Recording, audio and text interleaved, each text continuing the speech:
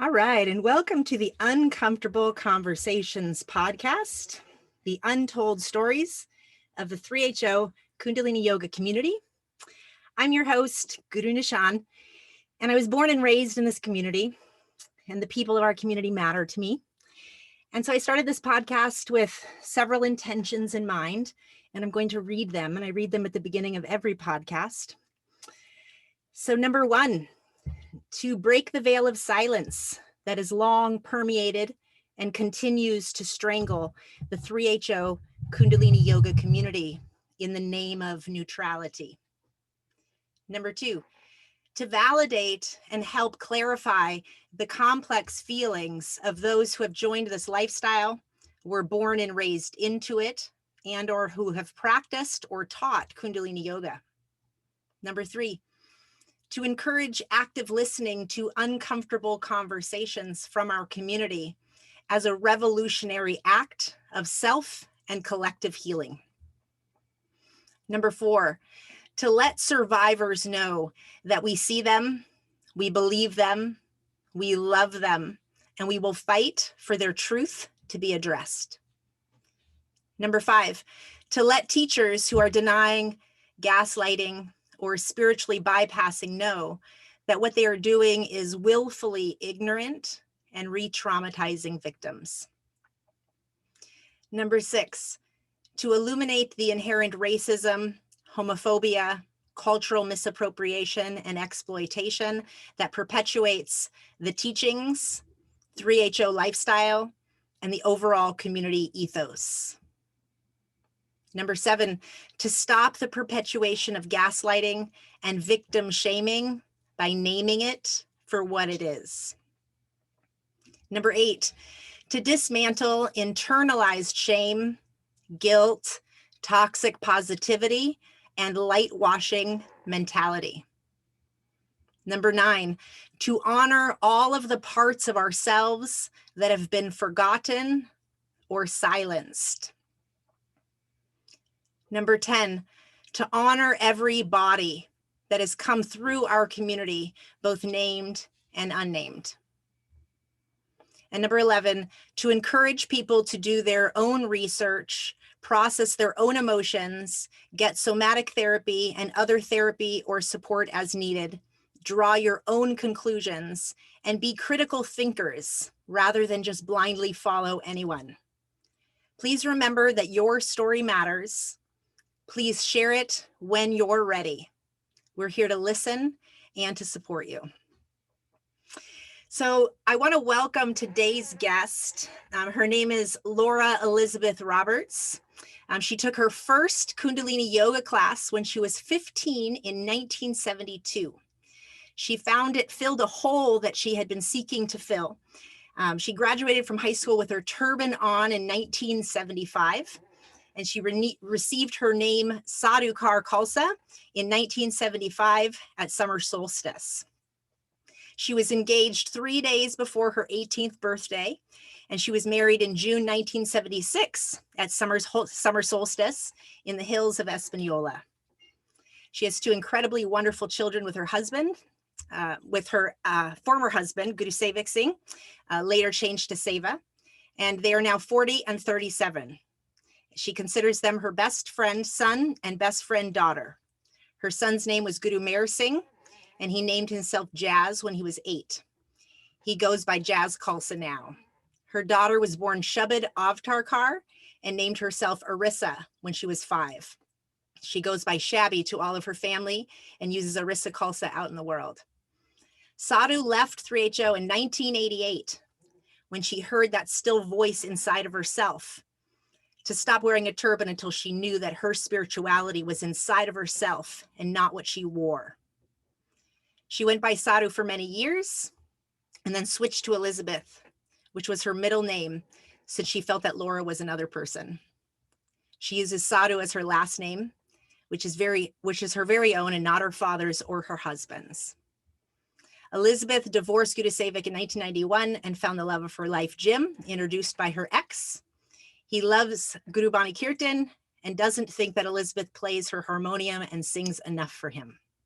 She still wears a kara has an Eckankar tattoo, and chants puris and shabads. Jim and Elizabeth will celebrate 30 years of being together this coming March. Wow, thank you so much. Elizabeth, I want to just welcome you to our Uncomfortable Conversations podcast. Thank you for being here. Thank you. Thank you for having me. I appreciate it. Although I was thinking, I don't know how uncomfortable it's really going to be because I think we're going to be laughing a lot.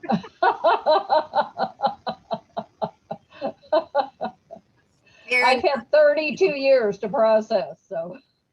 Yeah, and that leads me to ask, like, what makes you feel it's important to share your story here? I guess, I wasn't thinking of it as hugely important until I started kind of pondering it today, like what is it that I have to share? Because frankly, I was kind of blessed with not getting really any attention from he who must not be named.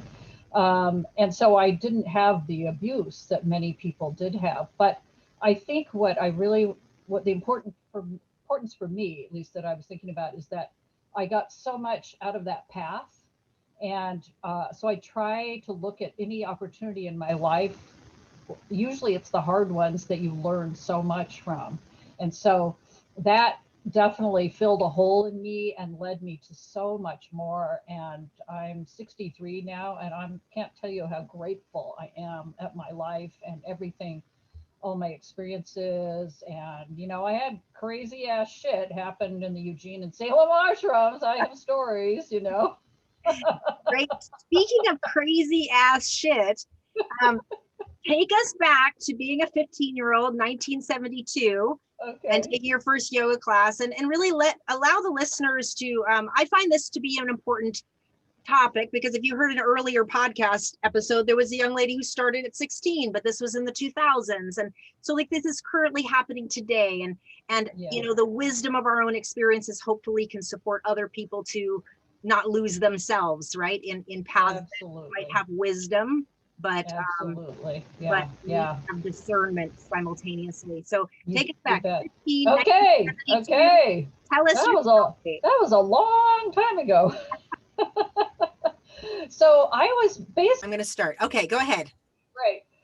So I was raised in a pretty crazy, dysfunctional family. My parents apparently smoked a joint on their way to their wedding, and they were growing pot and smoking pot and I guess my dad at some point was dropping acid every weekend. And so they were having a lot of partying. And so I was born in the late 50s. So I was born pretty much exactly 9 months after they were married. So anyway, I grew up super dysfunctional, craziness and whatever, and with no religion or any kind of spiritual base. So I didn't think about this at the time, but I just kept thinking, there's something missing. There's something missing. So that'd be like, well, maybe I'll find it in junior high.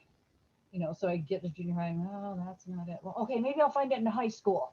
No, that's not it. I remember even before I took my first yoga class, I went to the Catholic Church, thinking maybe that's it. And I'm still kind of convinced that if it had been in Latin, I might have become a Catholic. But Because of the no, sound, because of the sound yeah, current of Latin. yeah.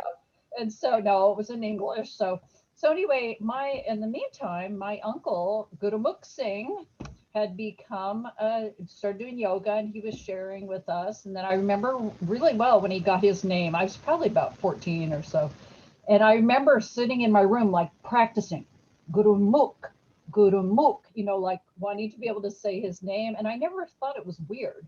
So one day he invited my mom and my grandma and I to all go to a yoga class to experience.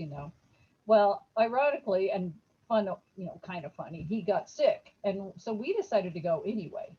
And so we get to this class, and we're doing yoga, and I'm young, I'm sitting full lotus and super flexible and blah blah, and I could still hear my granny chanting. She loved to sing, and so then we did the whole class, and it was actually our Nirbo Singh. So he was teaching in Eugene at this time, and so it was his class.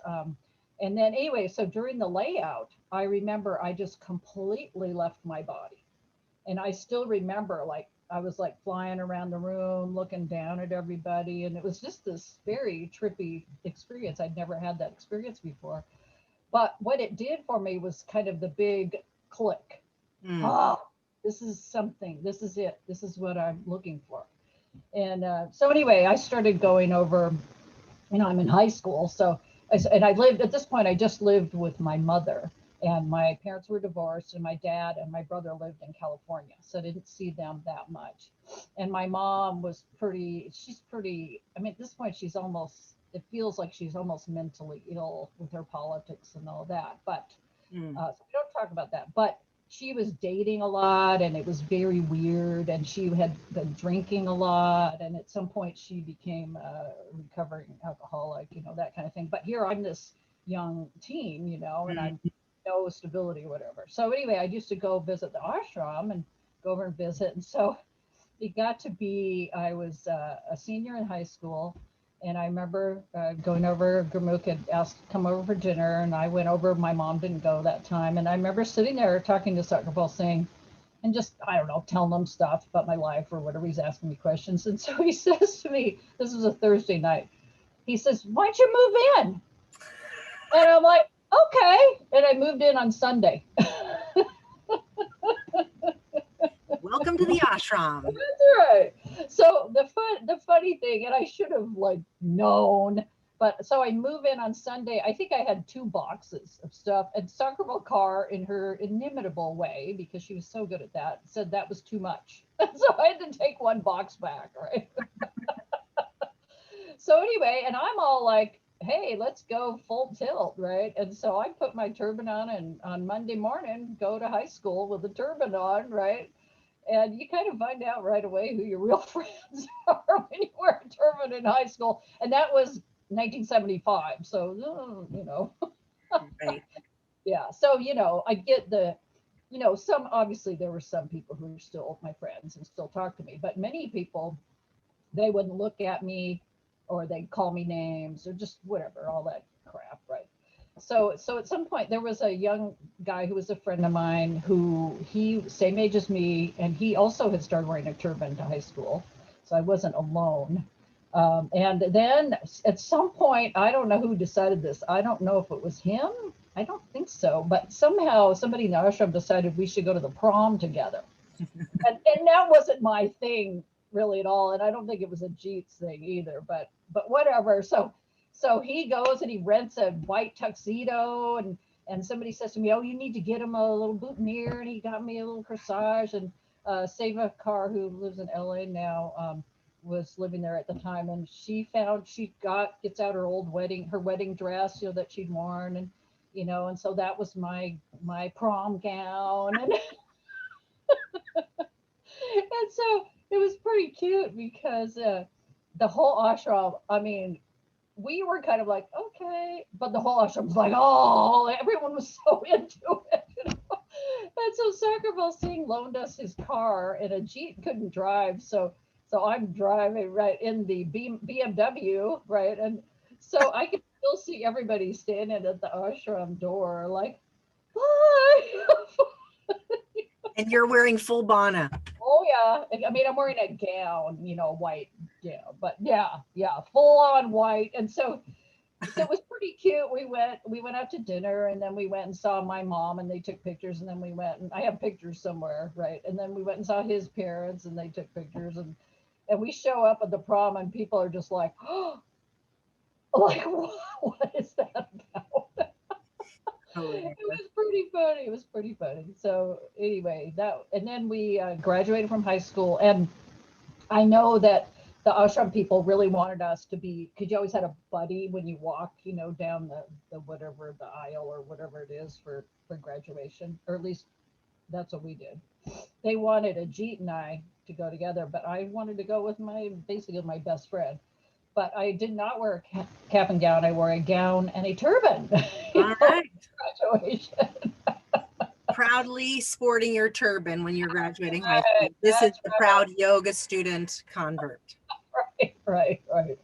Yeah. So I went to my first solstice, and I had even made I had a couple kurtas and had made a couple pairs of churidas because, you know, as you usually as you ease into it, it takes a while to get the clothes seamed together, right? Well, I still remember walking up the hill or whatever. This was in Pecos, I think it was in the mountains where they had the old solstice. And Where was this first solstice you went? I think it was Pecos, New Mexico. So somewhere way up, way up. You know, it wasn't at where it is now. Was pretty. So I remember though walking to go to Tantric, and somebody grabs me. I don't remember who it was, and says, "Oh, here, will you do Tantric with some guest?" And they're like, "How long have you been?" And I'm like, I don't know if I'd even done Tantric yet, you know. But because I had Bana on, I looked pretty Yes. good, you know. You were like looking the full part. So like you looked very like Oh yeah, experienced, you know, I you could could be pass. I could pass. okay. Okay.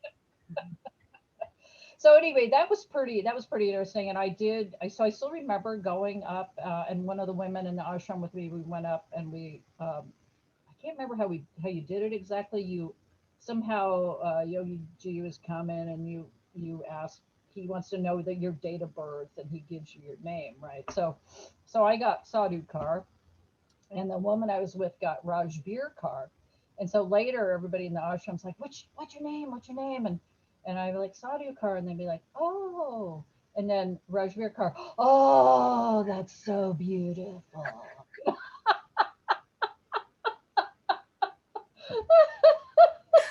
I'm like, what am I, chopped liver?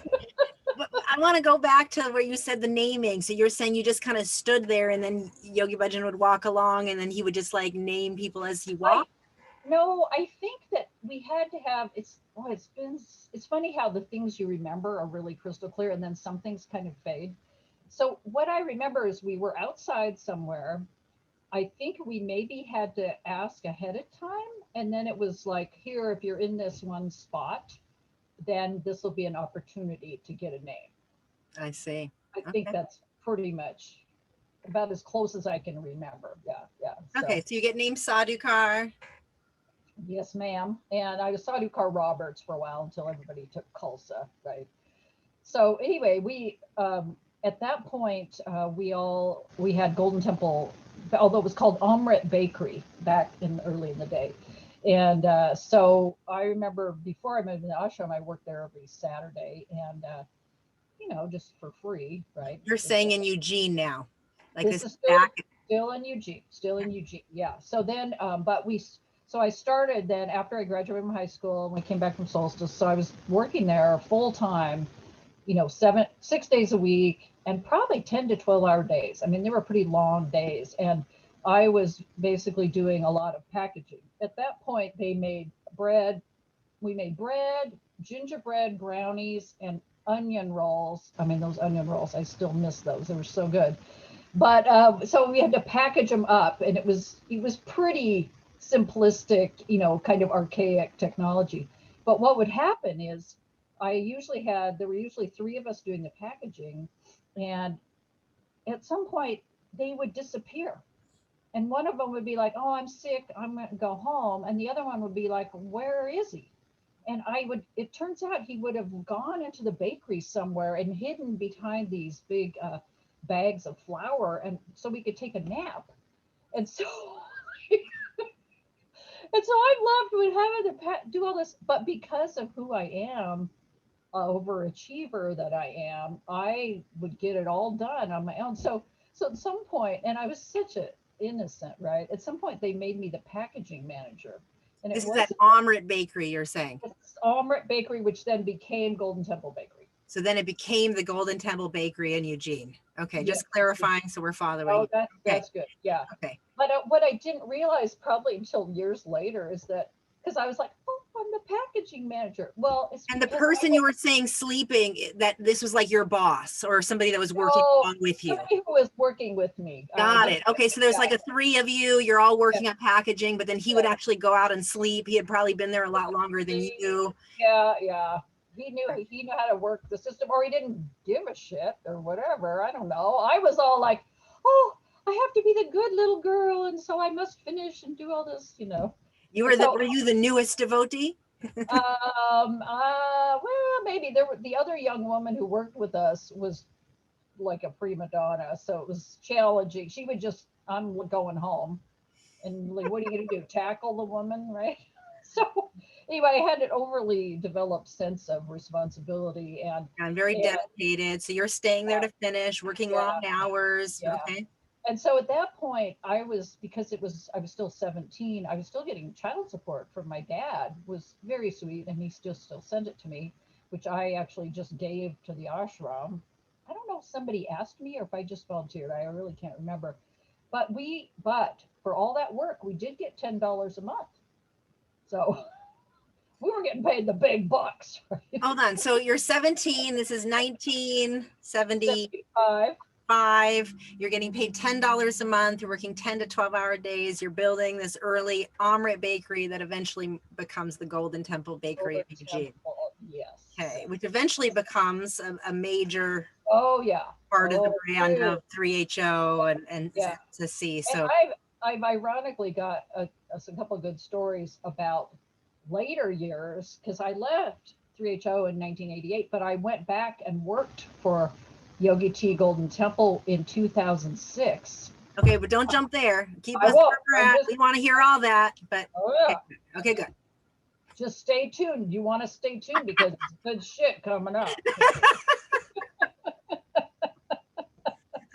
So anyway, so here we are living in the ashram, right? I mean, we're working our brains out, but we're all young, right? And I still remember the soccer balls going out of town, and we had a huge water fight. Like, it was just kind of fun, you know. We just had good times, and you know, you get up for sadhana and you're singing and chanting and just doing it all together. And you know, there were some really good times. It felt good because it was very family feeling, also. You know? So Mm-hmm. anyway, at some point, Sakrabal Singh decides, oh, I've got all these young people. I better marry everybody off. So he just starts, okay, you're engaged, and you're engaged, and you're engaged, and so one day, um, and so I have to admit, I did have a little bit of a crush on this one guy. So Sakrabal Singh calls us into our room, and he says, okay, you two are engaged. And I hear, this was like 3 days before my 18th birthday. So I'm like, okay, like clueless, right? Clearly clueless. And he was like, no, thank you. This is good as saving thing. And so, and so anyway, but he then went along with it. And Sagar Singh was like, well, you're engaged for 3 years, you know, because I was pretty young. No, so Guru Sevik Singh was 5 years older than me. So anyway, it was like kind of a hell year. I just were working hard. I ended up getting some kind of strange rash, like I'm sure it was nerves, right? Just all over my face. So here I'm, you know, you want to kind of look okay for your intended, and it was just really hard. So at some point, I must have seen he who must not be named somewhere, and with the skin thing, and I Meaning asked, Yogi Bhajan. I'm just going to say yeah, this so yeah, that yeah. people understand what you're I know, saying. People I did, might not get your humor, so I want to make sure not people are everybody, following. everybody does. Keep it going. So anyway, at some point, I saw him and it's like, hey, what can I do about this skin problem? So he put me on a beet diet, Okay. 40 days of beets, which I did pretty darn well for about 2 weeks. So at this point, I had stopped working in the actual bakery. They had put me in they had a little bakery retail store in downtown Eugene. So I would work there. And so I decided at some point, I mean, because this is hard, beets, only beets, right? Like, Only you got nothing else, just only eat beets. so at some Other. point, I just was like, okay, today I can eat. This is how I justified it. Today I can eat beets and granola chunks out of the bin. Or today I can eat beets and whatever. Well, one day, so I was saying we made these gingerbread. It was so good. So they were about this fat and square, you know. So one day I ate 8 of those gingerbread and beets, and they came to pick me up in the van because that's how we did it. And all I could do was giggle. I was like completely stoned on gingerbread. Oh, you pure one. You got I stoned know. on gingerbread, did you? Exactly. I was so pure. So it wasn't until, so that was sometime in that year. So we had gotten engaged in August, which was right before my birthday. And so sometime in that next year, then it was starting to get in the springtime in Oregon, you're all like, the sun comes out, you're like, oh, I must be in the sun, you know. So I think it was, I had a day off and the sun had come out. So I got my sheepskin, put it in the backyard, and got a blanket. And of course, you know, we're also living on not a ton of sleep. I completely fell asleep for several hours and just burnt the shit out of my face. And the next, I remember the next kind of, I was kind of red and it was tight, you know, but then the next morning we were waking up for sadhana, getting ready. And we had these room with these two bunk beds. So there were four women, you know, in this one room. And the woman who slept below me, she sees my face and I can still hear her voice saying, "Oh, sadhu," because it was seeping. It Oh, was so bad. I had really burnt my face bad. But on the other hand, it cleared up that skin problem. I was going to say on this on top of your rash. So that means just kind of cleared that out for you, did it?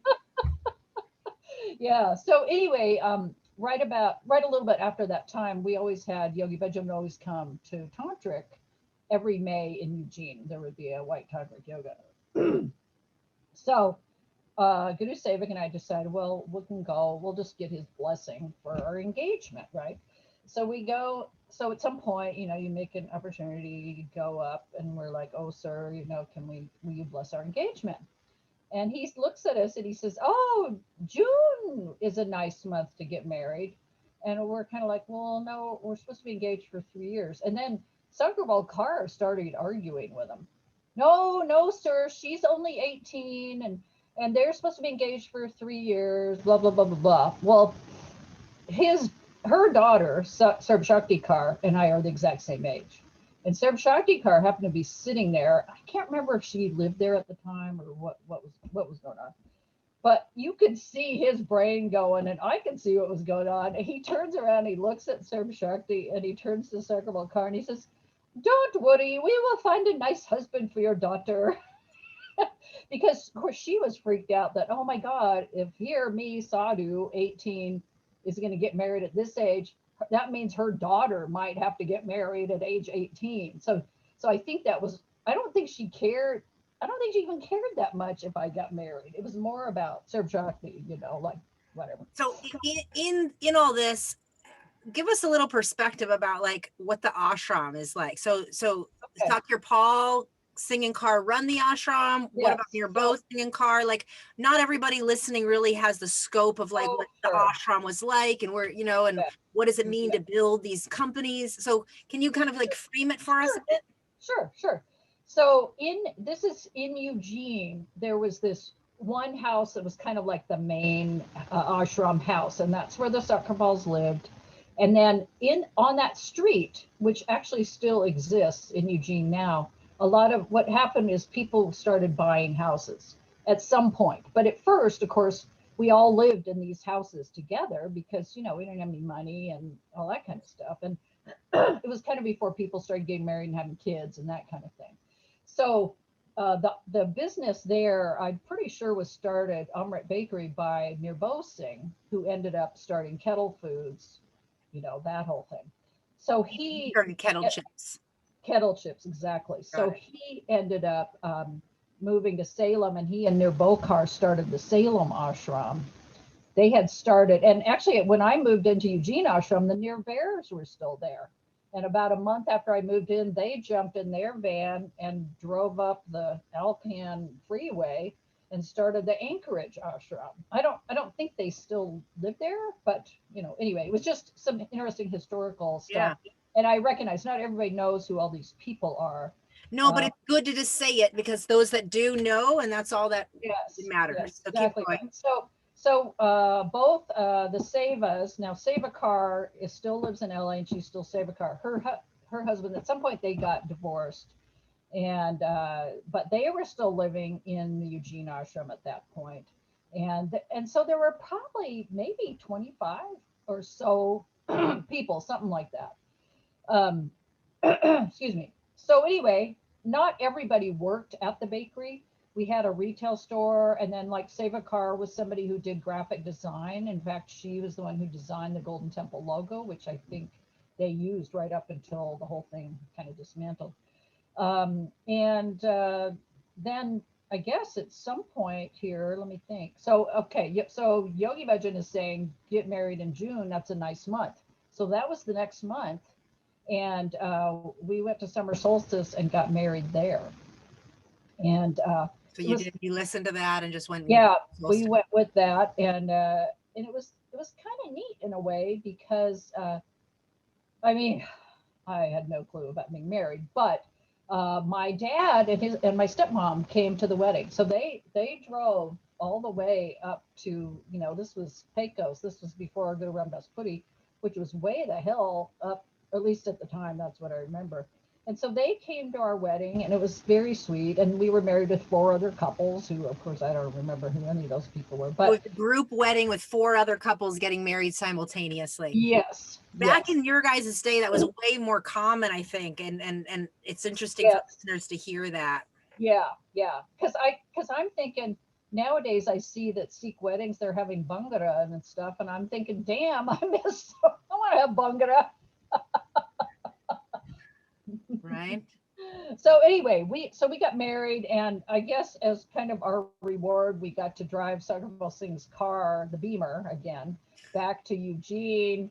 That was our honeymoon, but they gave us 3 days, and of course that's how long it takes to drive, right? So oh no, the honeymoon was the drive home from New Mexico, and that was the break. Enjoy the drive yourself, enjoy it. Okay, anyway. It was a way he could get his car home, right? So anyway, I can't remember why, but it was decided that we would move to Salem. So we moved to Salem right after that, and there was a Golden Temple restaurant, and so I went to work there.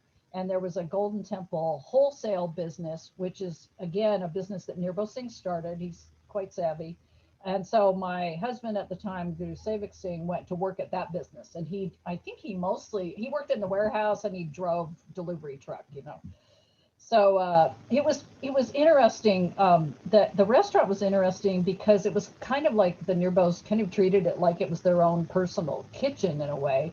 So what would happen is the people who worked in the restaurant, there were about 3 or 4 of us, we'd go in real early, we'd cook food, then you wait on all the customers, then you totally clean everything up.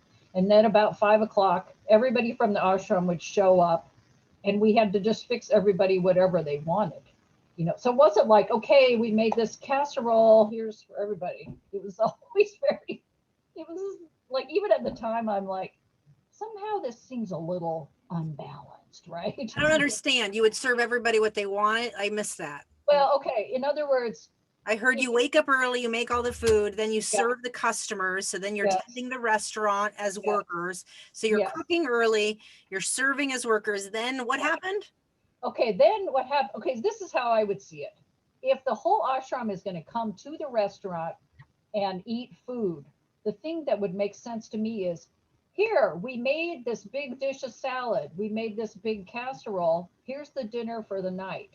But no, it was allowed that everybody could just order whatever they wanted off the menu. So we had to make all these specialized things after we'd been working all day and clean and blah, blah, blah. And now we're waiting on the whole ashram. On all the ashram people, now you're serving them. So you're still in the capacity of working at the restaurant. And this is you and how many people? Probably 2 or 3 of us. Okay. So, yeah. So anyway. So it's like hierarchy of the ashram workers, so to speak. Yeah. Yeah. So anyway, and I don't remember how we got paid or if we just got room and board. I'm seriously have blocked all that out. I don't even remember, but it's all. So you're living at the ashram and kind of like working as like a worker's compensation. Yeah. And it's a seva mixed in. It's more just kind of like the spirit of living there. I think probably so. And we lived in, it was kind of neat for a while. We lived in this big old house. And just, my husband and I had a room, and another couple had their own room. And so it was kind of cozy. And for a while there, everybody was made to get up for sadhana. So we'd get up at whatever 4:30, do sadhana all together, and we would wait until everybody arrived before we started. So no pressure there, right? But whatever, that was And all. what year is this? So this is probably 70. I got married in 76, so it'd be like 76, 77, 78. And the In Salem there. ashram, and they're both Salem singing ashram. car, running it, and then running these Yeah. businesses. Okay. Yes. So anyway, the interesting thing about Salem is that at some point they sold that house and we moved over. There was another house they bought that was much smaller, and the Nirbos kind of took it mostly for their house, and a few of us lived there in the house with them. Which was fine. And we had a downstairs room that had been a garage and had been converted, and that was our sadhana room. So we do our yoga and all that stuff there. But at some point, everybody left. Pretty much there was nobody left in Salem after several years. And I know what it is. It was challenging. Nirbo Kaur was a very challenging personality. She was pretty bossy. She would make edicts about stuff. I mean, she had 4 kids, and there were many times that my husband and I were told that, oh, you're taking care of the kids for a week, like not even asking. Stuff like that. I remember even at some point here I'm pretty young. I'm like, 18, 19, 20. And I remember I was really into ballet. I had always taken ballet. So I was taking ballet like 3 days a week. I was going to sadhana every single day. I think I was even doing all my banis. I mean, I was really doing well. And Nirvo Kaur told me that I had to give up ballet or I had to move out of the ashram. And I was so freaked out by that I just kind of believed that that was what would happen. And so I quit ballet, and it was really too bad because I felt so good about myself, and it was a really lovely time. So anyway, at some point, Nirvo Kaur, she went to India quite often, and she went off to India, and and she was gone for a long time. And pretty much, I don't think anybody else lived there but my husband, Gurusevik, and I, and of course, Nirvo Singh and her. So Nirvo's kids, I think, may have all been in India at that point, or maybe the younger ones weren't. I don't know where, I can't remember. Isn't that funny how you don't remember? Well, they couldn't have had all 4 then, right? I mean, she had 2 earlier. I know her children. I don't know them so well, but I know their children quite well. Right. So the age differences, like I know her first 2 children were the first kids to go to school in India. Some put in Singh and some put in Kaur. Yeah. Yep. And then the younger 2 came a little bit later. They did. But they also both went to school in India. Yeah. They hadn't gone to school. I don't think they'd gone to school yet because the School India program hadn't started yet. But you're saying that Nirvo Singh and Kaur were connected, say, to Yogi Bhajan as, like, say, leaders of an ashram. Is it that, like, they were leaders of an ashram, and then, like, the UG Oregon was Satkirpal Singh and Kaur, they were leaders of that ashram? And so, like, these leaders that were, like, husband-wife teams, let's say, were, like, in direct communication with Yogi Bhajan, probably more than, say, you and Guru Sevik. You would communicate to your ashram head, and then they would communicate. Yes. Is it something like that? Yes. I think that's pretty clear. Yeah. And also they would all be traveling more often to go to events where we didn't have the money. It wasn't part of our kind of existence necessarily. We were lucky if we got to go to an extra tantric or maybe summer solstice. We pretty much always go to summer solstice. So there was definitely extra events like, say, Khalsa council meetings or trips to India, or like special gatherings that would be like a Yogi Bhajan lecture in another state. That if you were of resource, then that couple would go and they would kind of be in that group, but then the rest would kind of like hold down the fort, hold down like the businesses, keep things running, all that kind of stuff. Yeah. Okay. Yeah. And I'm trying to frame this so we understand that your relationship to the head of the ashram is somewhat like somebody else's relationship directly to Yogi Bhajan in some way, in terms of like leadership and hierarchy and understanding. Right. So that we understand the things that happen. Yeah. There was a lot of power structure. I mean, some of the things I remember are when I first moved when I first moved to Salem and I started working at the restaurant, Satkirpal Kaur told everybody in the Salem ashram that they need to watch me and what I ate because I was hypoglycemic, which was a lie.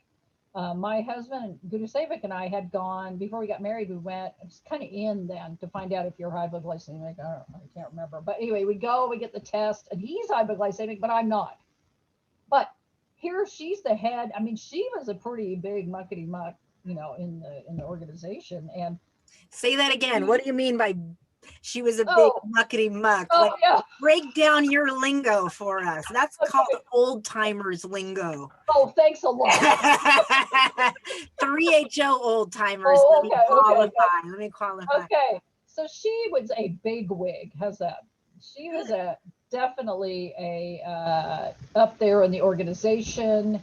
And I remember Nirbo Carr even. So Nirbos were pretty up there too, but definitely the Sakrapals, I think they were more like the regional heads. I think maybe that's so in terms of like Pacific Northwest, maybe. Okay.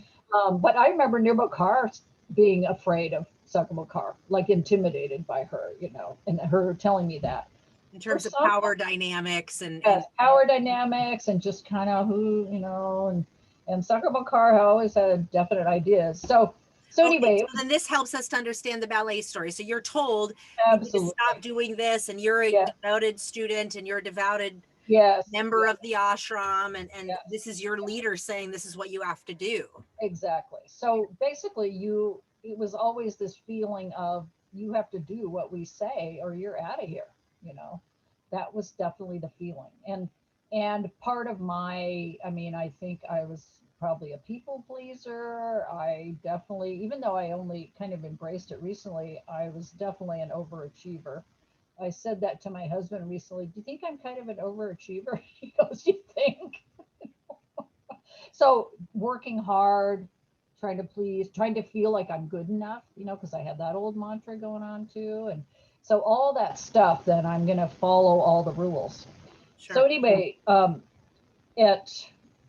I think at some point then, okay, so I was saying Nirmal Kaur had gone to India. She would regularly go. She really liked going to India. Her older kids at this point were in India. Her younger kids were still, I don't know who was taking care of them. I don't remember, but they were, at least Siddhi Kamal Nan was still at home because she was at the birth of my daughter. So and we're the same age, so that's around 77. That she okay. Yes. Okay. So anyway, my husband and I decided we wanted to try having a kid, and so we had a little joke. And hopefully this doesn't gross people out. But people talk about taking your temperature to see where you're at in your ovulation. You're talking about, right? Yeah. Yeah. Well, what I had read is you could check your mucus, and if it stretched like an egg white, then that was when you're most fertile. So that's still a common way to. Okay. Yeah. So like it's just a real natural body temperature. Right. So anyway, I said to him, "Okay, time to make an omelet," Oh, you're funny. one try. That's code for let's have sex. Yeah, exactly. And of course, back then, Yogi Bhajan was telling people they should only have sex once a month, which is a little ironic if you think about everything, right? Yeah, I mean, it's actually horrendous. It's horrendous to know that he was actually having so much. No shit. But yeah, so he's actually teaching have sex once a month to couples. Right. The types of things being perpetuated through the teachings. Right. Exactly. Yep. So anyway, I seemed to be extraordinarily fertile. It was one try for me. And we tried to have a son first because I always thought it'd be kind of cool to have an older brother. And after we had sex, I put myself up in shoulder stand because, the male, they're pretty fast, but they're not have much stamina. So if you get them there quick, then I'm sorry, did this come out from a lecture? I don't know if I read it somewhere. But anyway, it worked. So anyway, I was lucky. I had both my kids at home, and Nirmal Kaur and Siddhi Kamal Nan were at my daughter's birth, and that was 3 years later. And it was actually pretty cool. They had me lean up against Nirmal Kaur, and they kept saying to me, touch the head, touch the head. And because they're trying to get me more grounded, because you're kind of like, it's, it's a little, I mean, it's very intense, but wonderful. But I remember thinking, I can't, no, I don't want to get blood on her cherry dust on her white leg, right? Oh, Anyway, I had my son and my husband were also there, and the head popped out, and I can still, my daughter's head popped out. I can still hear my son laughing hysterically because it was like, wow. So anyway, it was pretty amazing. I felt very blessed to have them both at home, and it was really sweet. City Nana, my son, he was born in 1980, so they were actually pretty good buds, when she still lived there. hmm. So Your son's your anyway, firstborn. He was born 1980. yes. Okay. So he Okay. turned 40 last July. Not that I'm old enough, but you know how that goes. So anyway, so probably then fast forward to we decided to buy a little house. You kind of get a little more householder. We had maybe a little bit of money, and we bought a house just up the street. At that point, the Nearbows just really didn't want to live with anybody, which of course, and They were just learning to take space, I'm sure. Now, do you know absolutely. the time frame in terms of, I know the business stuff started happening. Has that stuff already happened, or are you going to be telling that? You know what I'm I'm talking gonna about? be I'm gonna Okay. be telling some of that. Yeah. The so this was around probably around 1979. We bought a little. Or no, wait, no. We lived in a duplex next door. My son was born in 1980, and about a couple years after that, we bought a little house up the street, and then my daughter was born in 1983. Okay. And so at that point, I was a stay-at-home mom, and I hung out with Nirval Kaur. I'd probably see her every single day, and which had its ups and downs, But I was also kind of intimidated by her, and she was a bit autocratic, I would say, or you could say a little bit of a bully. So anyway, at some point, I can't even remember what the argument was about, but we were on the phone talking, and something made me mad, and I just marched down to her house with my son, who was probably about 2, and I said something to her, she said something to me, and we went at it. We had a roll around on the floor, pull each other's hair, fight, physical fight in her living room. Oh, okay. And for the life of me, I can't remember what the hell it was about. But the good thing about it, so Nirmakar is quite tall. I don't know. I mean, I'm 5'4". She was probably at least 5'10". So she's a bigger woman than me. And I was kind of proud of myself. I went and confronted her because it really helped. It helped me a lot in terms of kind of taking my power. Like I don't have to be intimidated by her. I don't have to do everything she says. I am a person too, blah, blah, blah, right? And at Yeah. this point, we're still all wearing turbans and all that. But the kind of funny thing that happened, I was trying to remember all these chain of events and stuff. One of the funny things that would happen is the near bows, I don't know, I can't remember how they got into it. They decided to start taking nutmeg.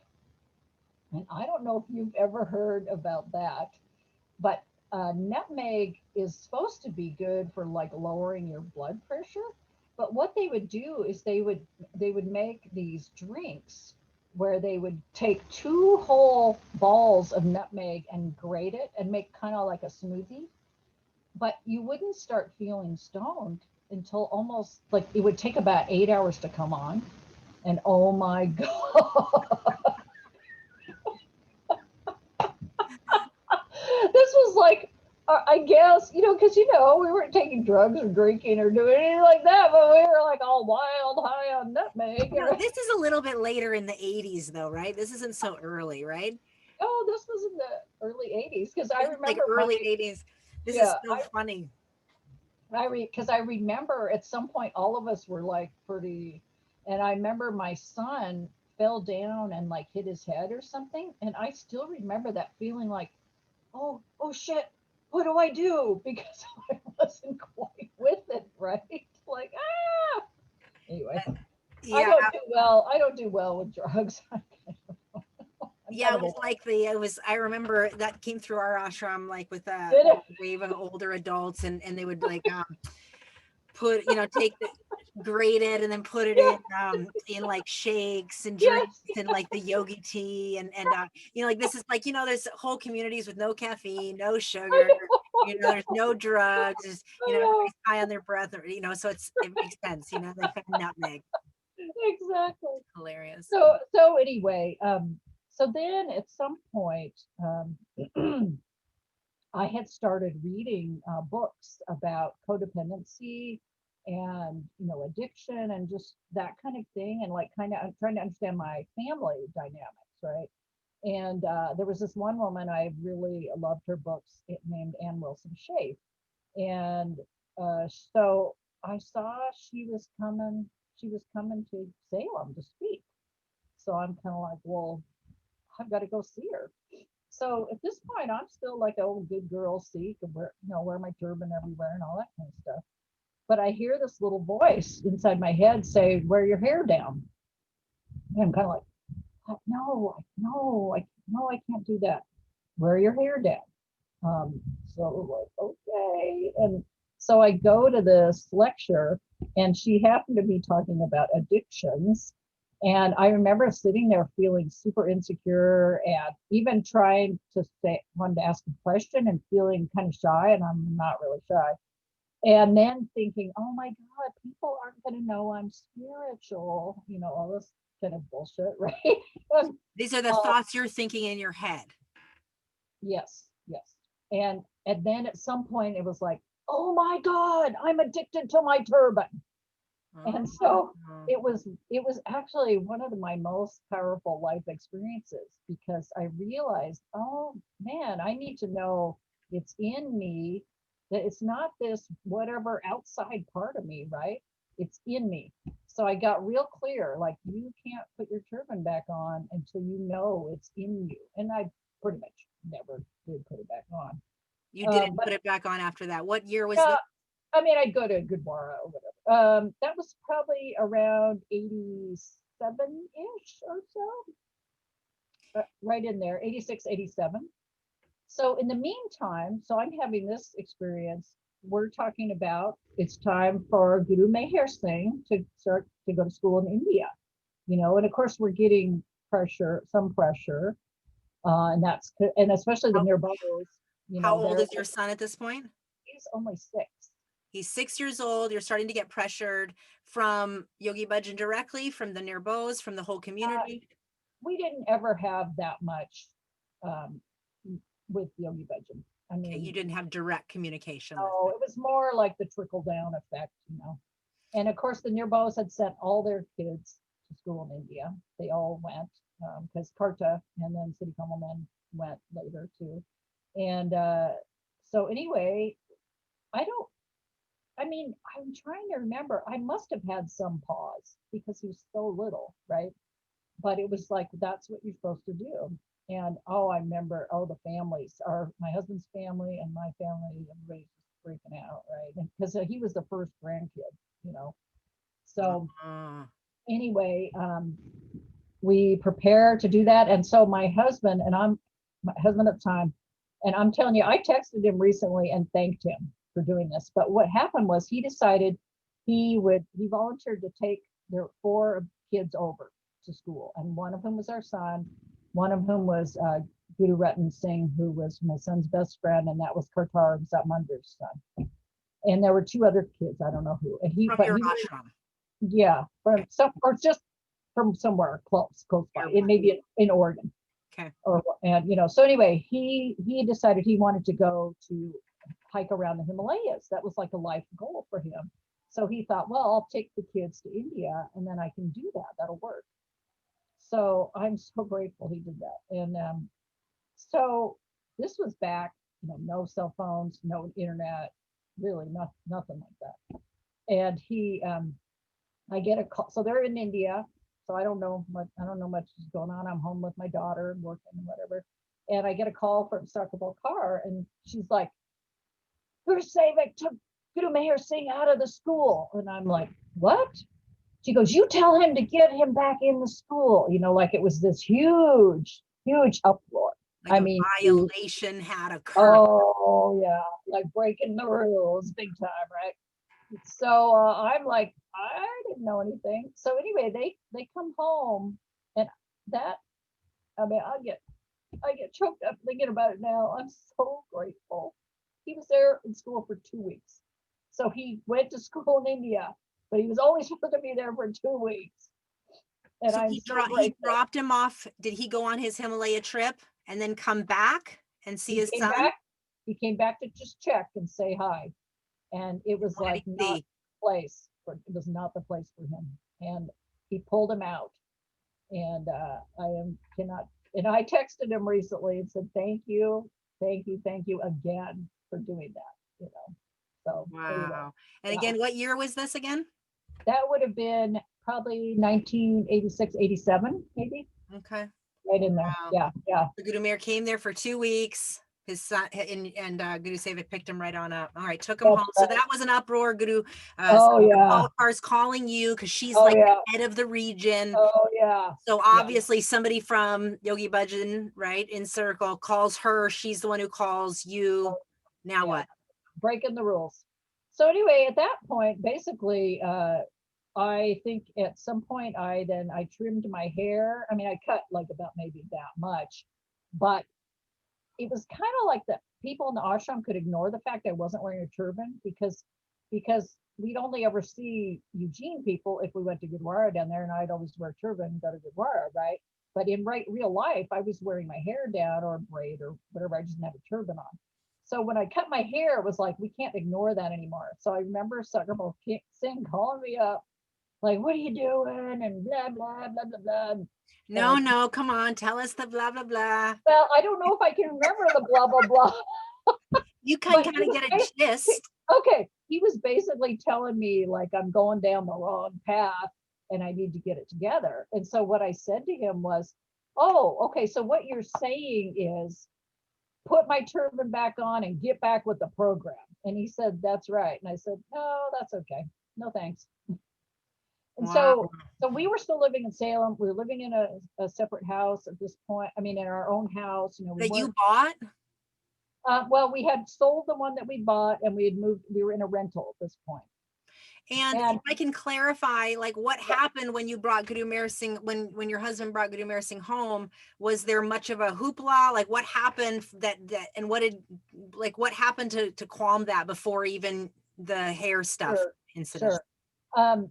Well, not a lot at that point because partly because we were living in Salem. We weren't. The Nearbos lived in their own house, kind of across town in Salem. We weren't there like the Portland ashram people or the Eugene ashram people or whatever. It wasn't like they were there with us all the time. And you weren't So living in the ashram atmosphere anymore. You kind of have your autonomy a little bit. exactly right, exactly right. So then I cut my hair, and then Guru Meher Singh decided he wanted to cut his hair. And so his dad was actually kind of freaking out at that point. Like he did not want him to cut his hair. So I sat him down, Guru Meher Singh down, and I talked to him about it. And I said, "Okay, sweetie, I'll make an appointment for you, but I'm going to make it for 2 weeks. And this is what I want you to think about. I want you to think about your dad. I want you to think about when you see the near bows. I want you to think about, how it would feel and having these interactions." And so here he's like maybe 7, right? He's pretty young. And so it was a super interesting piece for me in raising children because it's kind of like, how old are they when they make their own decisions, right? Because this is a big decision, in the Sikh world, you don't cut your hair, right? So anyway, he in the meantime he decided he really wanted to get this pair of red pants.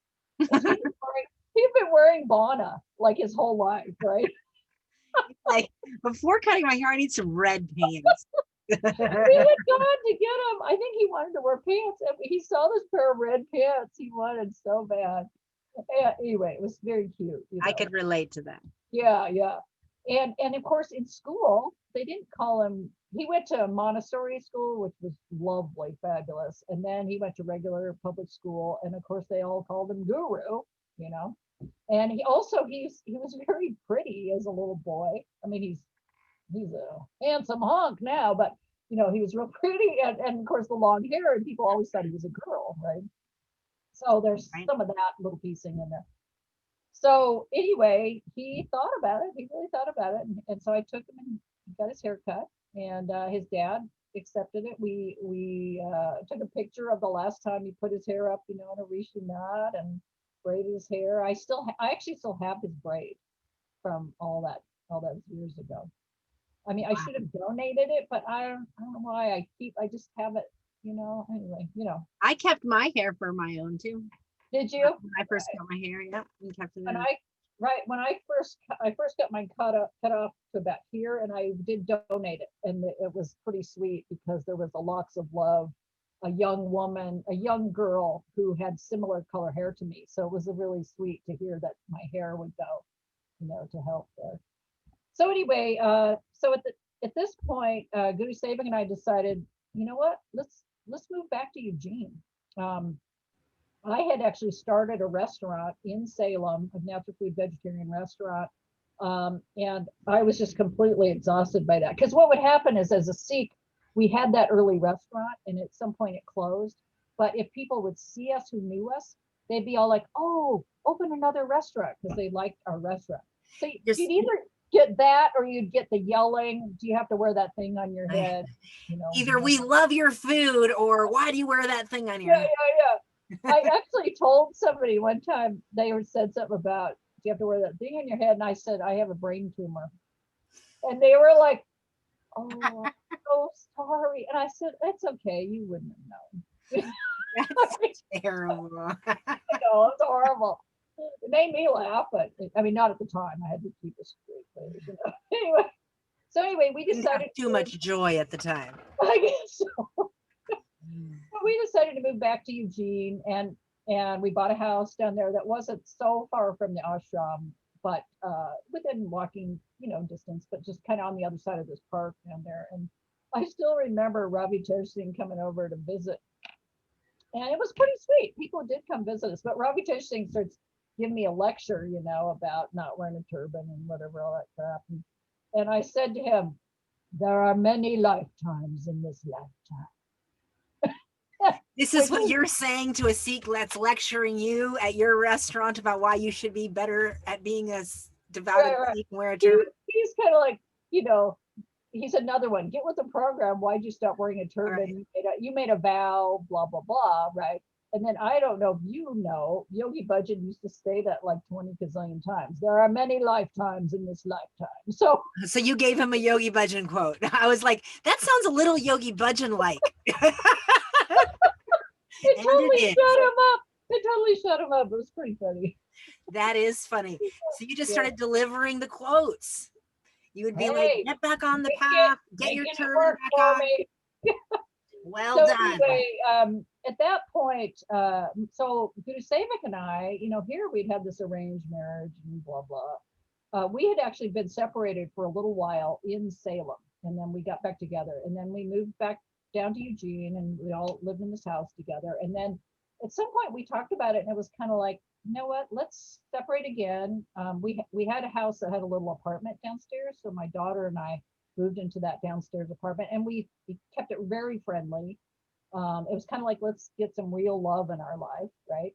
And so 3 nights a week, he and at this point Jazz had named himself Jazz, would come downstairs, and we'd have dinner down there. And then 3 nights a week we'd go upstairs and have dinner up there. And also my daughter is Shubby, not Not Shub. shabby, shabby. Yeah, yeah, Chubby. yeah. I didn't So say that Shubby. well. Yeah, Way to correct that. My apologies, Chubby. totally fine. Yeah. So anyway, and then I just ran. We decided he wanted to have a New Year's Eve party one year, and You're talking he had about cut his hair. Crusader? You're talking Yeah, about, okay. Civic. So he had decided to cut his hair, and because it's kind of hard for men, because they could, if they just stop wearing a turban, then they kind of look like a hippie, right? So it seemed like it would be like, okay, I'm going to take my turban off and cut my hair kind of all at the same time. For women, we can just wear our hair down and we just, whatever. Look like a woman with long hair. My question is, as Yeah. you're transitioning, so your son cuts his hair, you know, he'd obviously, your husband made a renegade decision. I'm not having my son stay there. And Right. so like, is there an atmosphere change in the ashram and the way you connect? Are you going to Gurdwara still? Are you interacting with people in the ashram? Or are you mostly just on your own little island here? Just kind of curious. A little bit of a, you bet, a little bit of a combination. And in fact, I remember I was quite addicted to mascara at some point. And so I'd wear my hair down. I started wearing Western clothes. I put my mascara on and I would go visit my friends at the ashram because they're my friends, right? And a lot of them did not know what the fuck to do with me. Like, oh my God, who is this person, right? But they kind of got used to me just being whatever, right? And so then it became, it was nice because I was determined not to throw the baby out with the bathwater, right? Meaning there were certain aspects of the lifestyle you liked, and you were starting to make the changes that you felt you needed to, regardless of what kind of pushback you were getting. Exactly right. And in fact, during about this time, I got a phone call from a woman who I knew from Seattle, and I didn't know her real well, but I knew her. You know, she's in the ashram. She had left, and she'd left her husband and stuff. So she calls me up to start talking to me, and I said, you know what? We weren't friends before. I'm not going to join some ex-Sikh group and whatever. So no, thank you. Like she wanted to draw me into this because I wasn't wanting to be like a negative, like I did this horrible thing. I was forced to do this horrible thing. I mean, obviously we can look at it now and go, well, that was a fucking cult, right? You know, I mean, you know, yeah, but yeah. And but at that point, I just was determined, like I love Gurbani Kirtan. I mean, I still have my harmonium. My husband, Jim, loves Gurbani Kirtan. My ex-husband, Guru Sevik Singh, whenever I'd play in Gurdwara, he would leave the room. I mean, like whatever, you know. So I wanted to maintain the things that spoke to me and that I loved. But I still had friends at the ashram, so I would still go visit. And of course, my uncle is still a Sikh, although I think he might be in the really old school of denial. I see. So the uncle that started first, that you, when you were 15, you learned about all this from, he's still a practicing bhajan follower, so to speak, Yeah. and in the group of people that are really not at all giving credence to the stories that are coming out and kind of are in that. I haven't asked him directly, but I'm very close friends with his wife, who they just got a divorce. I mean, she's technically my aunt, but she's not that much older than me, and so she tells me, you know, what's going on. So anyway. I see. Okay, interesting. Yeah. So that's interesting. So you two are starting to do your own thing, but you're not living in the ashram anymore for many years, but you're in the environment and slowly, but you're doing the best you can to keep a bridge. Right. And you know, I know you spoke a lot about Nirbo Singh Kar. Like, did you maintain a friendship with Nirbo Kaur because I know she left some years around that time too. Right. Well, we kind of did. I think it helped later once, you know, we got Facebook and some of that stuff, and I'm still in touch with them. And in fact, my husband, so Jim and I ended up, you know, getting married, and we've been together almost 30 years, and it's wonderful. I cannot tell you how wonderful it is, but we went to Hawaii a few times, and we'd go to the Big Island, and Nirmal Singh, I don't know if he still has it. He goes by Cameron now. Cameron has a little brew pub there, or he did. Who knows now? Great beer company. Yeah, Kona Brewing Company. Mm-hmm. And he had a place on the Big Island down in Kealakekua Bay. And so I would call ahead and say, hey, we're going to be coming over. Can you hang out a little bit? And so we went to his little brew pub a couple times, and we went down to the bay. It's like, I mean, this is after he sold kettle chips, right? I mean, which we need to go back to date wise. So I want you to finish this thought, and I want you to go back. So anyway, we saw him and Susie, his now wife, several times. We'd actually kind of bump into them on the beach there at Manini Beach. I just think it'd be awesome to have him or Angel Nirbo Kaur come and share their story, Yeah, their stories. I yeah, can really imagine. One of the yeah. things I remember most about Nirbocar is going to ladies camp, and she always had the best tent. You know, she was among the Oh, elite women. This is my yeah, perception as a child, the elite women that had all the cool things of a tent that you were yeah. gonna stay in for 5 weeks. Oh, Sleeping yes, bag, cots, refrigerators, zipper. I mean, I wanted to hang out with the cool kids. totally. Totally. She used to rent a locker space in Espanola so she could leave all that stuff there. So smart and not have Yeah, to travel. I very remember smart. that. I was like, I Yeah. remember being a teenager and thinking, man, some of these ladies got this stuff down. They know Oh, how to do this. no, totally, But totally. yeah, on this note, Yeah, give us some perspective going back to like the ashram days, because there was a time when there were these individual couples, right? And then there were kind of everyone's living in the homes, and then things start to kind of get centralized. So wasn't there some sort of a letter that gets sent, or like when Nirbo started these businesses, and then weren't the businesses, didn't Yogi Bhajan ask that these businesses get given to him? And were you I around during these that times? that is my understanding that he did, and that Cameron was like, no. And I think Of the what Golden happened. Temple Bakery or the restaurant? Okay, so originally it was Amrit Bakery, then it became Golden Temple Bakery. I think what happened is Nirbal Singh just left that there for whoever to run it in Eugene. He moved to Salem. Then he started Golden Temple wholesale business, which I think then somehow it ended up being our business. My husband Guru Sevik and I ended up owning that business. I just it's so foggy how it kind of all happened. Yeah, I it's think we interesting for bought it. listeners. You take listeners taking it in that know other pieces of the puzzle. Welcome to this conversation, and keep filling in the details. But go ahead. Yeah, yeah. So anyway, I know that at some point we paid him some money for it, Nibble Singh.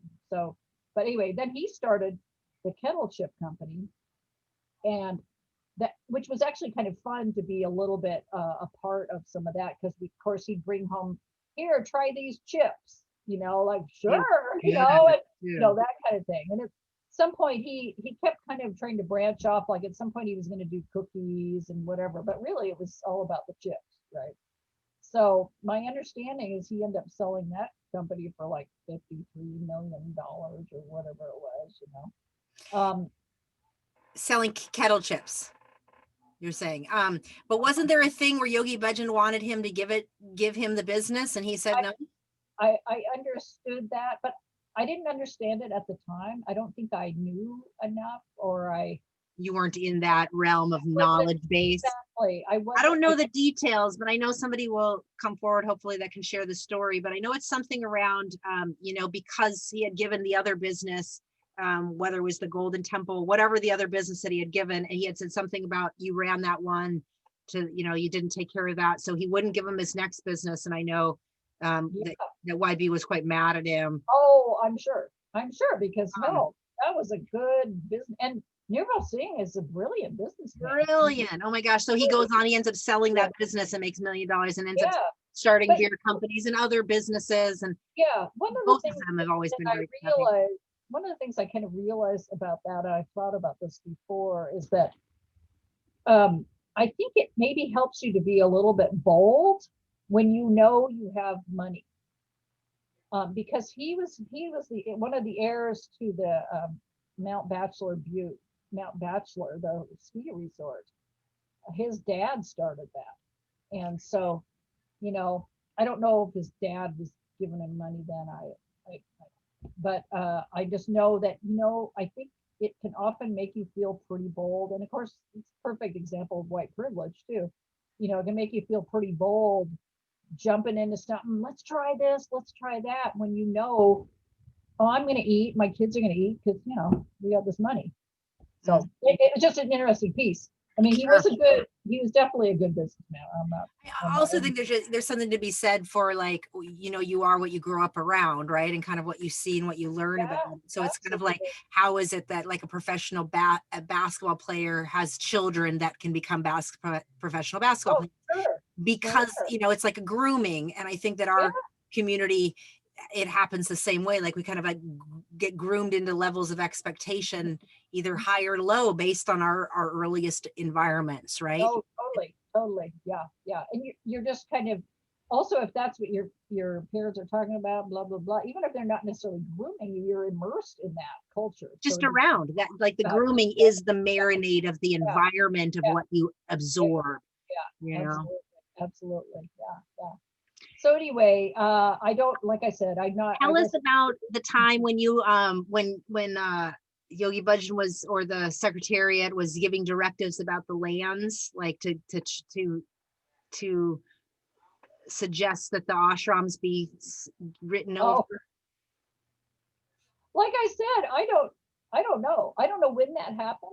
I mean, I was pretty, I had kind of checked out, probably 86, 87-ish. And then, I mean, just then we moved back to Eugene in 1988. And that, to me, that's a real clear delineation of Seva, Guru Sevak cut his hair, Mm-hmm.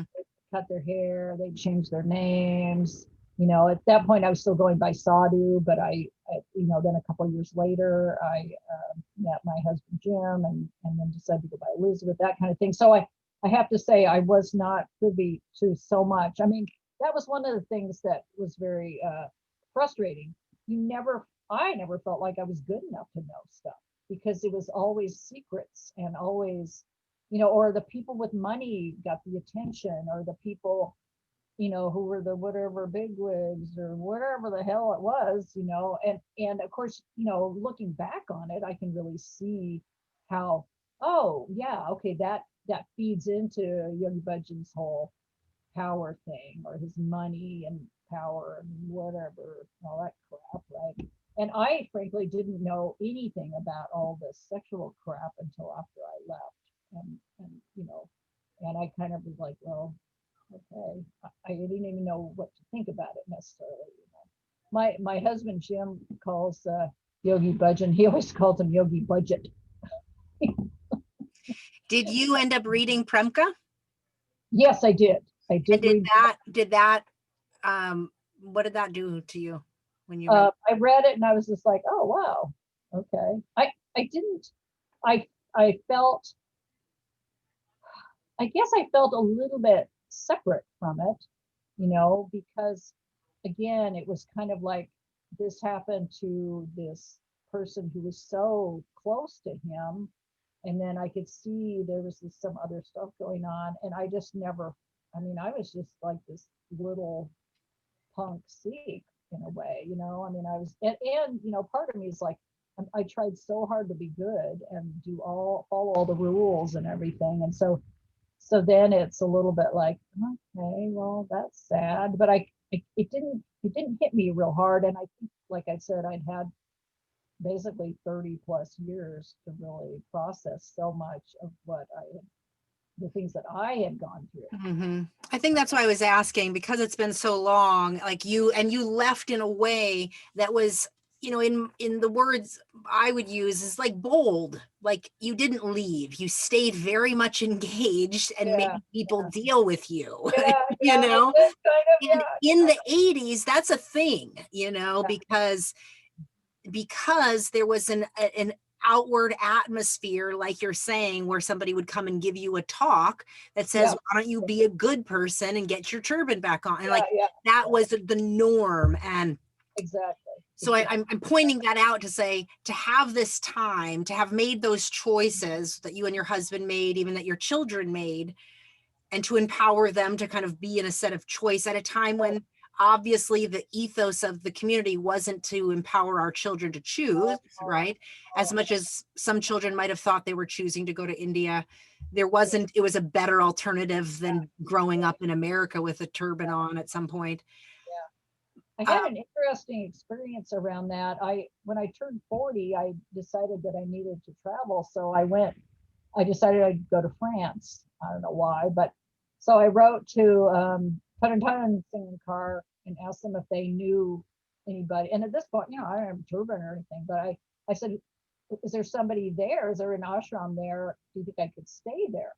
And so, yeah, Guru Hanskar had a little I mean, oh my God, it was the tiniest apartment. It made me so grateful, How for what cool. we have here. So she invited me to, I stayed with her for like 8 days, and it was lovely. And it was super interesting too, because during that time they were having a Satnam Rasayan workshop one of the weekends I was there, which I didn't go to, but they invited me to come on the last day. And so it was, what's his name? Your, um, who was that big guy who kind of Yeah, thought Guru Deep Singh. Guru Davidson. Yeah. Kind of thought he was Yogi Bhajan, but and maybe he still does. I don't know. But anyway, it Yeah. was super interesting, and I went. So I stayed with her, which was lovely. And then I then on the last day of this workshop, we were invited to go and have dinner at this one of the French students' house. And so it was your Dave was there and Guru Hans and whoever, some other Sikhs and other yoga students or whatever. So at some point they're speaking French a lot, but then they would move into English so I could understand.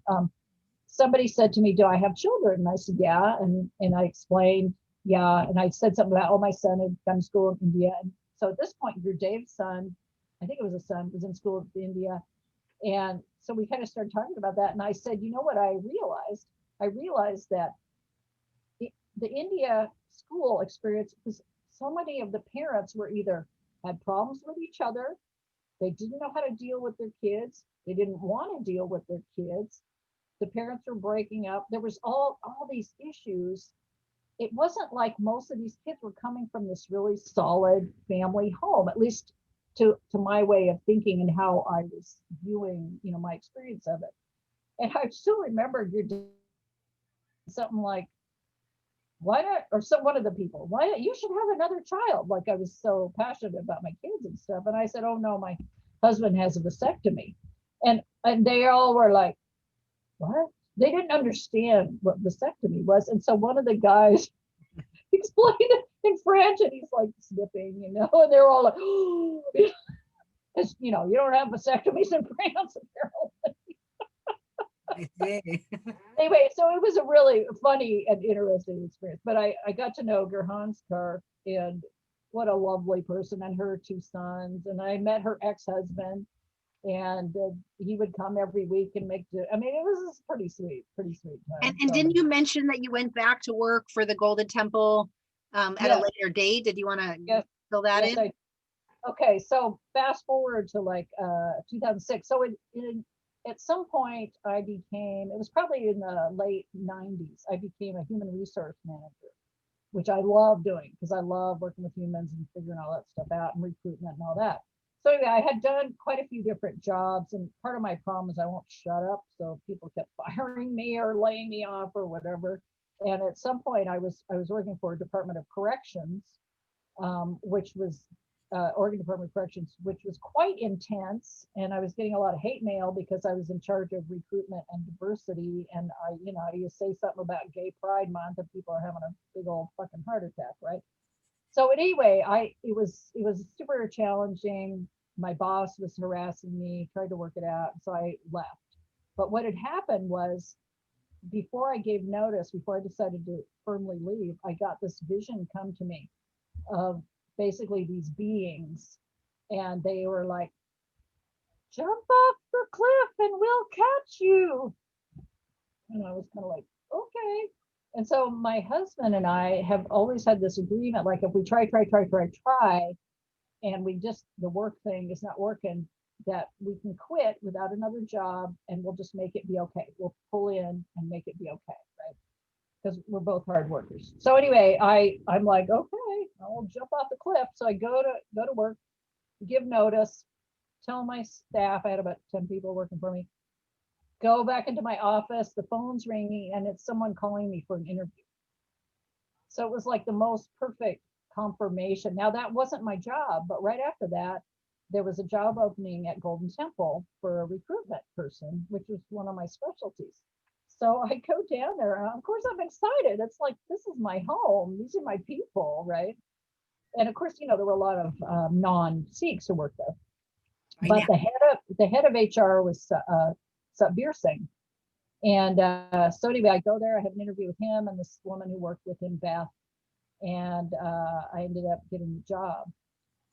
which was great. I mean, I loved it. I just loved being there. I threw myself into it. It was really great. But I started noticing some weird shit going on. And so this was right before Qatar basically stripped the company. I mean, I don't know what all they did, but he and a couple other guys, and I don't know the full story of it, but I would witness this a lot of. I never experienced this before in any organization. I've worked in a lot of different places. There was a lot of these closed door meetings, very secretive, and there were a couple times I would actually be in on a meeting because it would be like a group interview setting. And what I witnessed was Qatar was the king. And if you spoke up to him, off with their heads, man. I watched all these very capable, and it was pretty much all men, white men, well, except for Puddin Paulson, all they did not stand up to him. Or if they tentatively try to say something to him, he would just be like, like this huge power thing. Mm. So anyway, here I'm there, and one of the guy I told you about who I went to the prom with, he was working there too, and he was a big wig, and he may have been in on the whole thing. The guy you went to prom with when you were 17 is working at the Golden Temple. He's Full been on working there all this time. all this time has basically helped to build the company. I see he's a top guy in the. Yes. I see. So, Interesting. So it turns out I think Qatar was I don't even know. And I kind of didn't want to be immersed in it, right? Are you talking about when they try to disband everything? Yeah. I don't even know what year that was, but essentially for that was probably 2007. Yes, around 2007, the people that were in charge of the companies that ran they all the companies. Yes, they sold off the cereal side, and then of course they had all Sunshine Oils and other stuff that had been folded into Golden Temple and everything. And they basically liquidated it for their own good. They were trying to take money that's not sure what it looked like. But what had happened in the meantime is, so here I had been out in the world, right? And I had all this world experience, plus I was a human resource person, and I was seeing all these weird kind of things. So like I'm sitting there, we were trying to hire a sales manager or whatever. So how this is how you do it. We have the interview, you can have a panel interview. So we did the interview, I walked the person out, and I come back, and Qatar's like, yes. And I said, well, aren't we going to talk about it? Oh, well, what do you have to say? It was just like so sublimely snotty and like, oh, who are you to have any, kind of thing. Now, let me tell you. Meaning you're not a part of that decision. Like, what are you thinking that you're a part of that decision making? Okay. Now, what you need to know, the background here is that I lived in an ashram with Qatar a million years ago in Eugene and in Salem. This is like my old friend, right? We got engaged about the same time. His sister was the one, Raj Birkar, who got her beautiful name the same day as me, right? So we have all these connections. So my office happened to be kind of right across the hall from him. And he always, every time he saw me, he's hugging me. We're all like happy to see each other and everything. Okay. So this event happens with the interview thing. And I thought, oh man, I get it. I have to say something, right? But I gave it a week to make sure I wasn't pissed and all that kind of stuff. So I go to him, hey, can I talk to you, Qatar? Yeah, sure. And I use words, like, hey, I just wanted to let you know, I gained a lot of experience out in the world, blah, blah, blah. And I just want to let you know how it made me feel. Owning it. Yeah, like this whole thing. And he was kind of like, oh, okay. But he didn't say sorry. But you know what happened? He would not look at me or talk to me for months after that. And then the next thing I know, Satbir Singh's telling me that they've eliminated my job. No. How soon after? Probably 4 or 5 months, something like that. Yeah. And poor Satbir, I mean, I adore that man. He one of the fun things that we would do, we work pretty closely together, is we would go to job fairs or when we'd have applicants, and people always wanted to know, well, oh, you're wearing a blue turban. What does that mean? People always want to know, what color, what does that mean? And he'd always say, ask her. And he'd point to me. He'd always have me explain everything. And like, like one day he had a navy blue curtain, everything on, and a navy blue turban. And somebody's like, well, what does that mean? What, and he said, ask her. And I said, it matches his outfit, kind of thing. You got real sarcasm in there, right? Oh yeah, it was pretty fun. We'd laugh, So one day there was an applicant, and we were standing out in the hall with three of us were talking, and they were like asking, of course, the Sikh questions and stuff. He's like, ask her, and I said, I'm kind of like a Reform Sikh, and I said, Satbir is like an Orthodox Sikh, and Satbir, I will love him till the day I die for this. He leaned over and whispered in my ear, enlightened Sikh. So he called me an enlightened Sikh, which was about the sweetest, you know what I mean? Wow. Like, super sweet, super sweet. It's like, it told me that he got me, Yeah, and it speaks to like a level of, like you're saying, a level of camaraderie that is acknowledged, kind of like this private moment of acknowledgement that Totally. could have never been spoken in a public domain, that one wouldn't really understand the gravity of that. Right. And he didn't know me really as a Sikh, because I used to tease him and say, I probably changed your diapers at Solstice, at children's camp. So anyway, that experience at Golden Temple, and then the whole thing blew up. And at some point, somebody called me and said, "Do you want to testify?" And I'm like, I didn't want to be in the middle of it, like, because it wasn't like it wrecked my life or anything. They let me stay there until I got another job. It wasn't like I had to leave right that second or something. So, wow. anyway, yeah.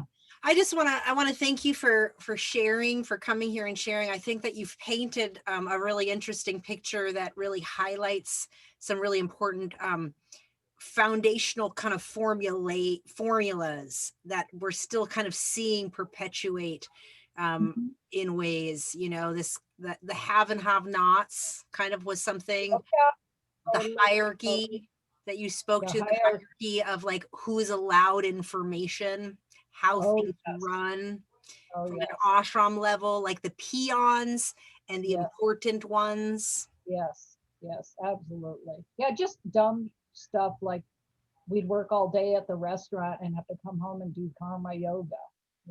I mean, like, whatever. Well, I know you say that now, but what was going through you at the time you did it? Are you just exhausted?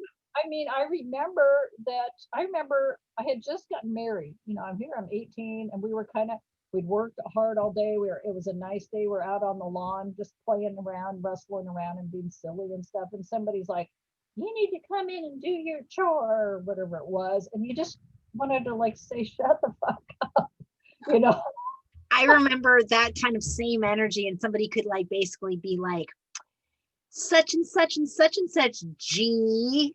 I know. And G was like, asshole. Yeah. It was like the tone told you everything. Well, I can always still hear the whole, like, if I said, well, we don't have the money to do that over, it was always like, where's your prosperity consciousness? Oh, that's so funny. Oh, that's so funny. I'm busy making $10 a month. No. You muted yourself somehow. I don't know how. There we go. Okay. My kids do call me Mataji, though, which I love. I think it's beautiful. I think there's just so many aspects of the life you join that are so beautiful, and that you got a gleam, and that also in the height of when you started to feel like something was off for you, not on a large community scale for you, you listened. And I said that in your bio, but you listened to this quiet voice inside. I think what we're hearing more and more is that so many of our parents' generation didn't listen. They didn't listen to their own innate instinct to check on their child, or to bring their child back from guardianship, or to just say no to their ashram head, or to YB or whatever the realm of their Yes. place was. And Absolutely. that's helpful to hear, Yeah. because I want to stress that, like, in this time, let's call it 86-ish, you're rebelling, but you're still in and around community that you loved and you raised, you know, you birthed your kids in. Yeah. And there were distinct, and I know this in my ashram, I grew up in Phoenix, and so I'm pointing it out for listeners, is that there were distinct people that did love and accept a person if they had cut their hair, and they still kept them welcome, and you could feel those that would still love you anyway. Yeah. And then there were the ones that had the disdain with eyesight. Oh yeah. And, Oh, yeah. you know, and there was a distinct difference. And there were the people that would come and give the lecture like you spoke about. And all of that existed. And yet there were also the people that unconditionally loved, you know, that still welcomed us. And even though that wasn't the permeating ethos, right, you're highlighting that you still made them face you. You know, I had my mascara on, and in this case, you could tell who your friends are when you weren't wearing a turban. Yes, exactly. And I want to give a little bit of a shout out to a couple wonderful people. Suri Vadkar, I just adore that woman. And we just recently were saying how happy we are that we're reconnected again. I love her. And I want to say the Sadasats were living in Eugene about the time when I left. And they were always the most loving. And it still kind of makes me sad to think about Sadasat Singh. Well, he's on another dimension. He's okay. Yeah, he transitioned several years ago. Yeah. So Farley's in Italy at Yoga Borgo. Yeah, but they're lovely, lovely humans. They're definitely, you're so right. And you know what? I'm so grateful for all of it, because it got me on a path of a much quieter. I was thinking about, I listened to your interview with Tej, and he was talking about the being still, which I could really relate to, you know. And then I listened to Keir, and I was getting a real kick out of him talking about his mystic moments, and I would call them woo-woo moments, because I'm kind of all about the woo-woo. And really, the whole everything led me to where I am now, and I'm probably, I don't necessarily say it out loud, but I'm pretty psychic, and I'm also a medium. I mean, I talk to dead people all day. They're like, we don't like to be called dead, but I have this gift, which, you know, if you believe that kind of stuff, right? Sure. So anyway, like for instance, meaning your path has helped you get in touch with gifts that you wouldn't have necessarily been able to embrace if you just had your kind of spaced out drug parents.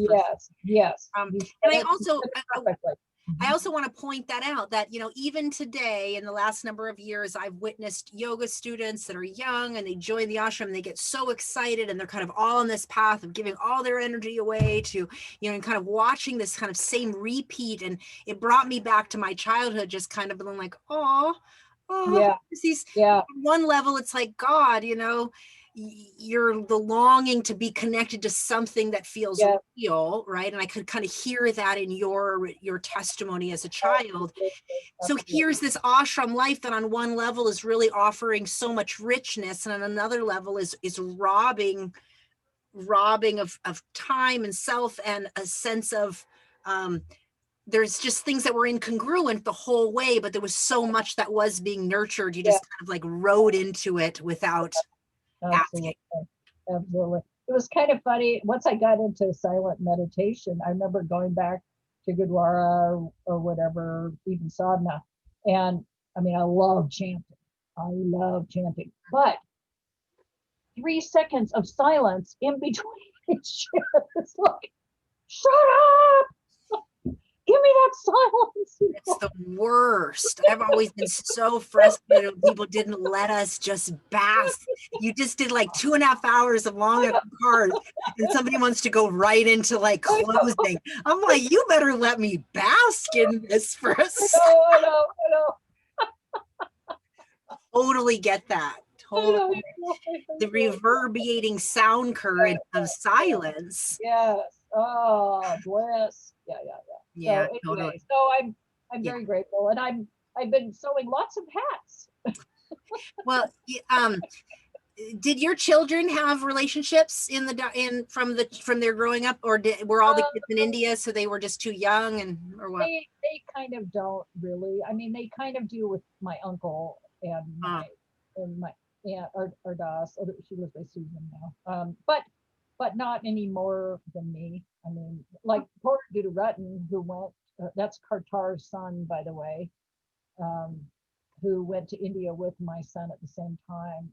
I saw him back in 2006, 2007 when I was back at Golden Temple, and it was like he had been through war.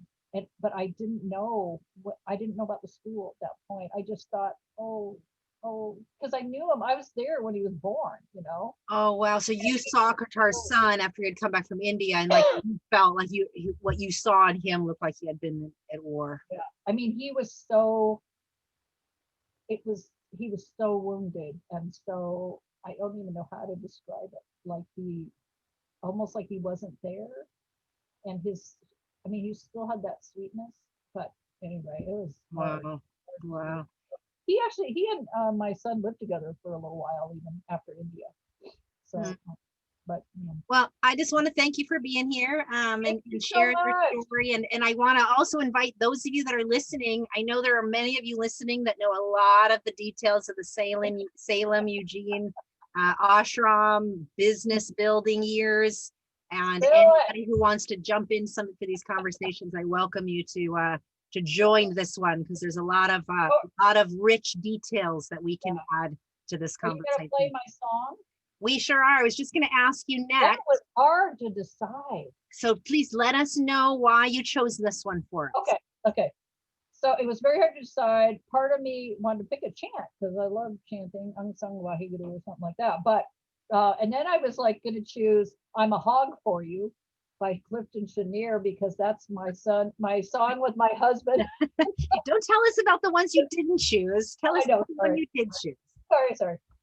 So anyway, this is one when I would get, so I do what I call soul flow, and I'll get messages, or it's kind of like tuning into my higher self, and so I'll just type or I can talk it or whatever. So I often would get this James Brown, "Get Up Off of That Thing," and it was just a reminder, get up off of that thing. You don't need to hang on to it. You don't need to just like, don't worry so much kind of thing. So he is my go-to guy. All right. So for those of you that don't know, this is James Brown. Get up off of that thing. And here we go. Get up off of that thing and dance to you feel better. Get up off of that thing and dance to you. Sing it now. Get up off of that thing and dance to you feel better. Get up off of that thing. Try to release that pressure. Get up off of that thing and shake till you feel better. Get up off of that thing and shake till. Say it now. Get up off of that thing and shake till you feel better. Get up off of that thing.